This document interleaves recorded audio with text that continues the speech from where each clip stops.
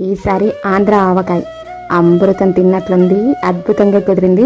పక్కా కొలతలతో ఈజీగా పెట్టుకునే విధానం చెప్పుకుంటూ చక్కగా నా సరదా మాటలు వింటూ ఇంకా వెయిట్ లాస్ ఎలా అయ్యాను ఏంటి అనేది అవి కూడా మాట్లాడుకుంటూ చక్కగా నేను పెట్టిన ఆవకాయ చూసేయండి. ఇలా పెట్టుకున్నారనుకోండి సంవత్సరం. ఇక్కడ చూసారు కదా, జాడించి ఒక గిన్నె అంటే నిండు గిన్నె కారం తీసుకో ఫ్రీగా పెట్టుకోవచ్చు. అసలు ఎటువంటి చేయడం అంటూ ఉండదు. ఒక అంటూ తీసలయ్యాయి కదా, ఆ ముక్కలు నిండుగా పోసుకోవచ్చు. ఇలా నిండుగా పోసుకున్నాను. వాడొద్దు, దొడ్డు ఉన్న సాల్ట్ వాడామనుకోండి అది ఏంటంటే ఇక్కడ బాగోదు ఉంటుంది. లేదు అనుకుంటే కొంచెం కానీ తక్కువగా కాకుండా గిన్నెకి సగంగా వేసుకున్నాను. మెంతులు వేసుకుంటున్నాను.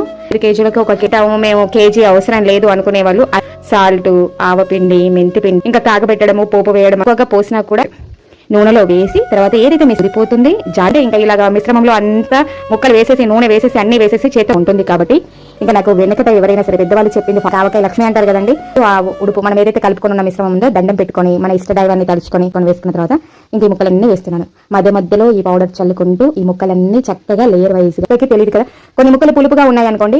ఎందుకంటే ఒక్కొక్క కాయలో ఒక్కొక్క టేస్ట్ ఉంటుంది, ఒక్కొక్క కాయ సరిగ్గా పట్టుకోదు.